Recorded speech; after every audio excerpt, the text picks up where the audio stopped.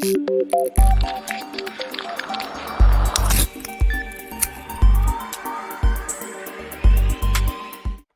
aí você, meu amigo, minha amiga aqui do Tec Concursos, tudo bom? Vamos voltar? Vamos continuar o nosso curso de licitações e contratos. Aqui, gente, nós vamos falar agora sobre a reabilitação prevista no artigo 163. É o seguinte, essa reabilitação do artigo 153 é uma condição indispensável para que as pessoas que sofreram as penalidades de impedimento de contratar com a administração, impedimento de contratar ou declaração de inidoneidade, quando as pessoas que foram punidas por impedimento ou idoneidade, quando os contratados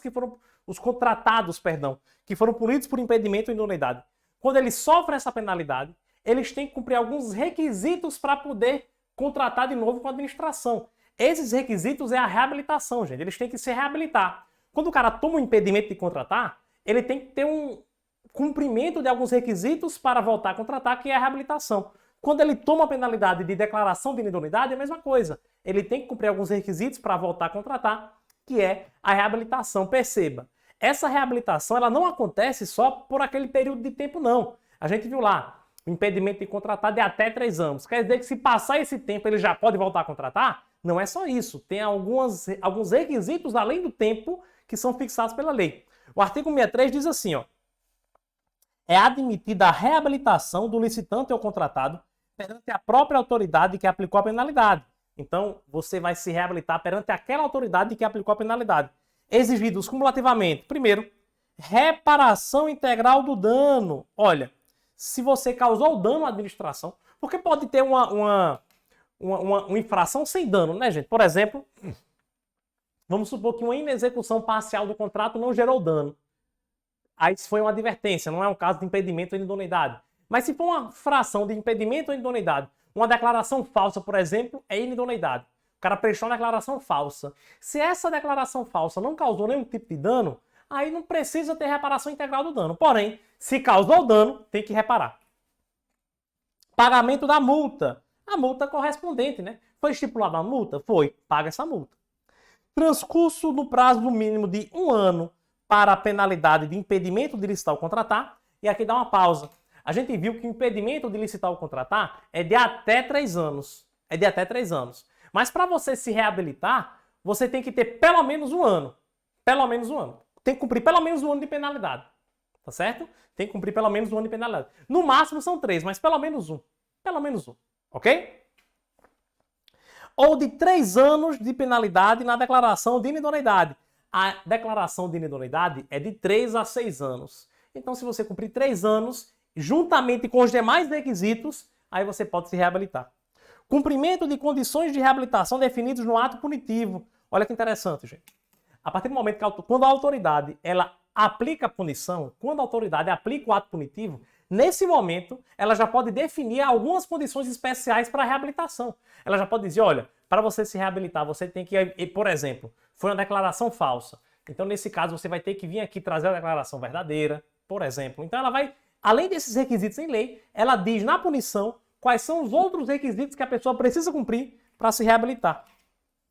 E tem que ter também uma análise jurídica prévia, com posicionamento conclusivo quanto ao cumprimento dos requisitos definidos neste artigo. Ele cumpre os requisitos. Repara integralmente o dano, paga a multa, passou esse tempo mínimo previsto em lei e cumpriu as condições que foram estabelecidas no ato. Depois de tudo isso, ele tem que requerer a reabilitação perante a autoridade tem que encaminhar para um órgão de assessoria jurídica para que esse órgão possa emitir um parecer jurídico prévio dizendo, olha, realmente os requisitos foram cumpridos, pode reabilitar. Beleza?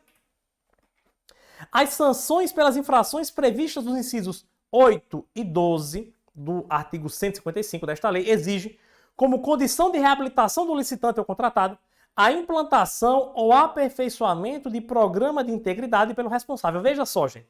Tem 2 sanções que eu marquei para vocês lá atrás. Ó. Deixa eu voltar para vocês verem quais são as sanções. Essas sanções aqui. O inciso 8 e o inciso 12. No caso de declaração ou documentação falsa. Declaração ou documentação falsa, além de todos aqueles requisitos, tem que apresentar um programa de integridade. E também no caso de um ato lesivo previsto na lei de anticorrupção. Então, gente, volta para lá. Volta para lá. Olha só. Além de todos esses 5 requisitos aqui, no caso de falsidade de declaração ou falsidade de qualquer informação prestada perante a administração, ou no caso de um ato que também esteja configurado na lei anticorrupção, além de tudo isso, o camarada tem que provar a implantação ou aperfeiçoamento de programa de integridade. Programa de integridade, gente, é um programa que incentiva compliance naquela empresa. Ou seja, é um programa que incentive o controle interno naquela empresa. A empresa vai mostrar para a administração pública que ela está tomando todos os meios e todos os cuidados para que ilegalidades não possam ser mais cometidas, para que ilicitudes não sejam mais praticadas. Então esse é o programa de integridade. Ela está adotando práticas anticorrupção, adotando práticas de controle interno. Beleza? Tranquilo? Ok. Desconsideração da personalidade jurídica. Muito importante essa previsão, gente, do artigo 60. Muito importante também. Primeiro, o que é essa desconsideração da personalidade jurídica? Gente, a desconsideração da personalidade jurídica é quando, geralmente acontece um processo judicial, né? A regra é isso. Quando a gente consegue provar que existe uma confusão patrimonial entre a pessoa jurídica e os seus dirigentes pessoas físicas. Aí a gente consegue pegar uma dívida de uma pessoa jurídica e alocar essa dívida para a pessoa física que dirige aquela empresa. Então, por exemplo, existe um sócio de uma empresa e uma empresa, pessoa jurídica. É provado ali, por exemplo, a confusão patrimonial. É provado que esse sócio utiliza essa empresa para fins ilícitos. Ou então é provado que existe uma confusão patrimonial. Não existe uma separação. Não existe aquele princípio da entidade, sabe? Aquele princípio que estabelece que deve haver uma separação do patrimônio da pessoa física e da pessoa jurídica. Não existe isso na prática. O patrimônio da pessoa física se confunde com o da pessoa jurídica. O camarada, o sócio, ele utiliza a conta da PJ, por exemplo, para pagar as contas pessoais. Para pagar as contas de lazer, ele utiliza a conta da PJ. Utiliza a conta da pessoa física para pagar as contas da empresa. Então isso é confusão patrimonial. Isso é um dos motivos que pode acarretar desconsideração da personalidade jurídica. Então o que é que a gente vai fazer? Eu tenho uma personalidade jurídica, segundo o princípio da entidade. Ela deve responder pelas suas obrigações, mas se a personalidade jurídica for desconsiderada, eu posso sair do âmbito simplesmente da PJ e eu posso ir no patrimônio dos sócios daquela empresa para alcançá-los, para alcançar esse patrimônio do sócio da empresa, para que eu possa usar esse patrimônio pessoal do sócio para pagar as dívidas da empresa. Tudo bem?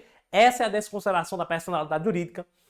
Via de regra, ela é concedida em um processo judicial, mas a lei de licitações traz a possibilidade de a própria administração, ela própria, ir lá direto e desconsiderar a personalidade jurídica. Olha que interessante, gente. A administração, para os fins da lei de licitações apenas, ela pode chegar no patrimônio da pessoa física para quitar esse débito da pessoa jurídica. Pode acontecer. É o que está previsto aqui no artigo 160. Não é uma cláusula exorbitante bem interessante, né? Não é um prerrogativo bem interessante.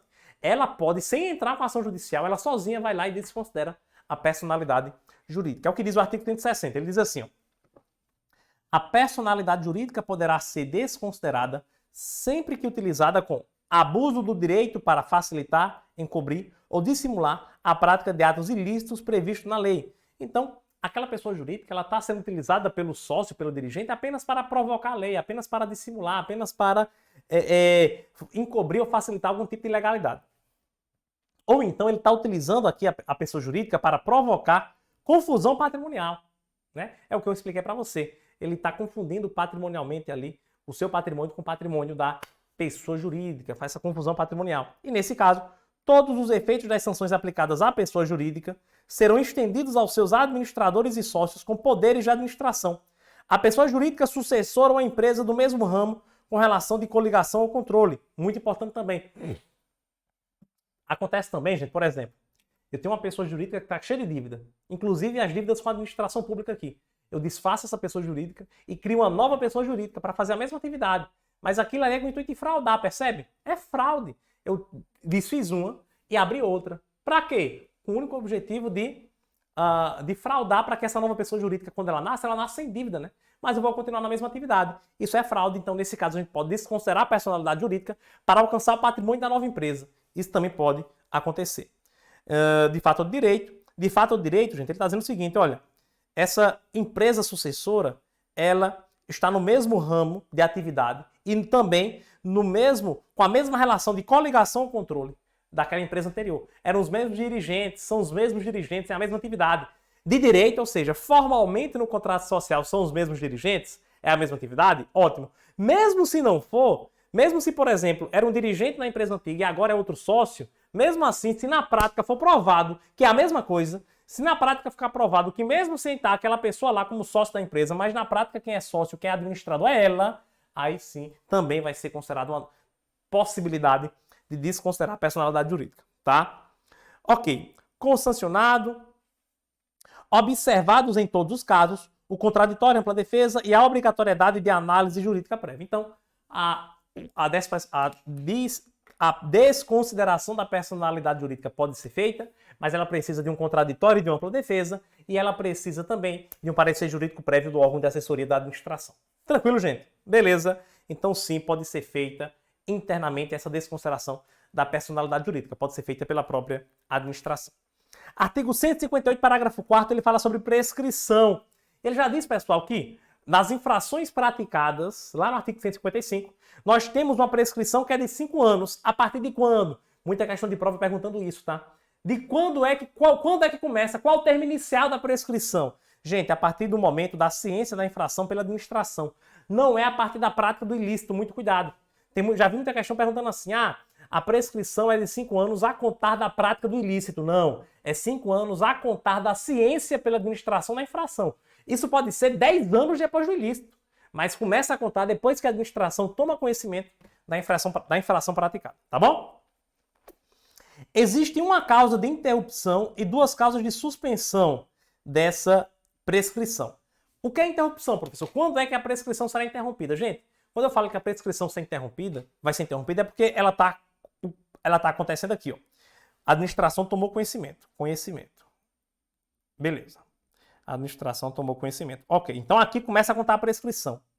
Quando acontece esse motivo que nós vamos ver aqui no inciso 1, do parágrafo 4º do artigo 158, aconteceu a causa de interrupção. Beleza. Vamos supor que aqui já tinha 3 anos. A prescrição é com 5, né? Quando acontece essa causa de interrupção aqui, esse prazo ele zera. Mesmo que esse motivo, mesmo que essa causa de interrupção depois acabe, vamos supor que aqui acabou a causa de interrupção. Essa prescrição ela pode voltar a contar, mas ela começa do zero. Aí vai ser 1 ano, 2 anos, 3 anos e assim vai. Então a interrupção do prazo prescricional é isso. É uma causa que vai interromper o prazo começa, se esse prazo começar a contar novamente, ele começa a contar do zero. Isso vai acontecer, gente, quando houver um processo de responsabilização que a gente viu no caso de impedimento ou inidoneidade. Então, a administração toma conhecimento.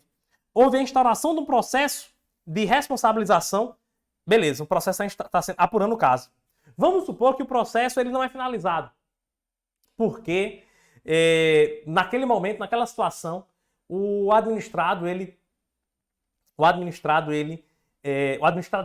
contratado ele consegue provar sua inocência mediante um documento, por exemplo. Ou então o processo ficou parado, a administração pública parou o processo, ou então ela finalizou porque não havia prova suficiente para incriminar, para penar aquela contratada. Beleza, terminou o processo. Esse prazo prescricional que estava zerado aqui, que estava com 3 anos aqui, ele volta a contar aqui, ó. Mas quando ele volta a contar é do zero, então volta 1 ano, 2 anos e 3 anos, e assim vai, tá? O que é diferente, gente, na suspensão. Na suspensão, o prazo voltaria a contar de onde parou. Então aqui, por exemplo, eu tenho um momento de conhecimento da administração pública. Ela conheceu o fato ilícito.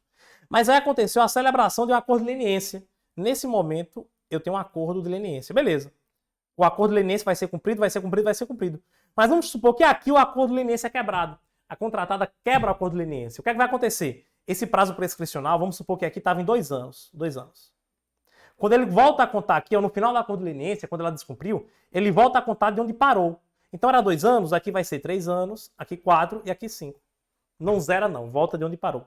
Também pode ser suspenso por decisão judicial que inviabilize a conclusão da apuração administrativa. Então se houver alguma decisão judicial que por algum motivo inviabilize a conclusão da apuração administrativa, também pode haver a suspensão da prescrição. Pode até ser, por exemplo, uma liminar.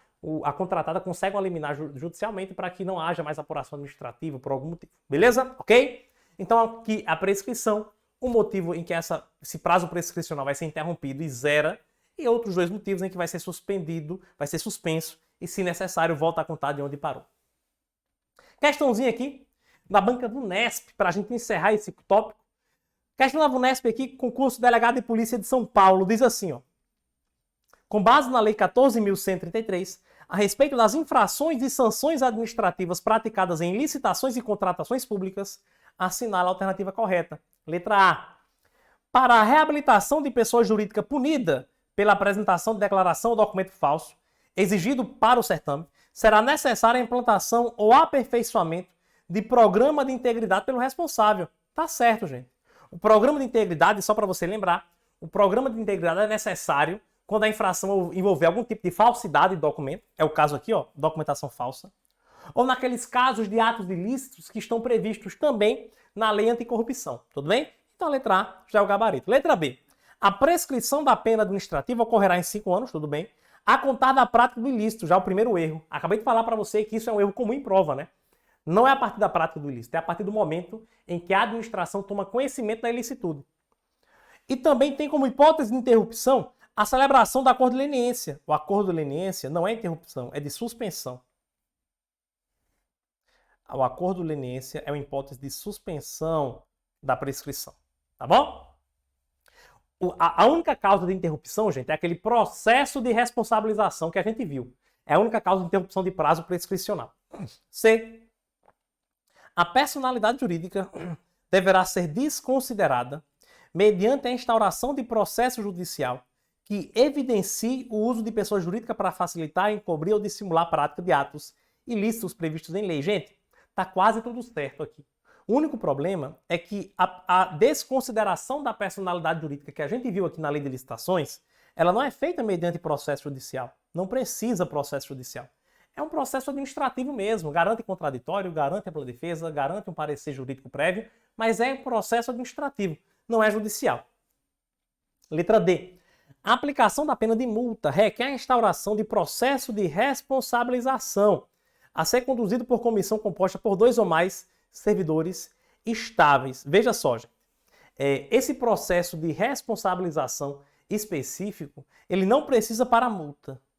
É necessário para quê? Impedimento de licitar ou contratar ou declaração de inidoneidade. Além disso, a comissão é de 2 servidores estáveis. Beleza?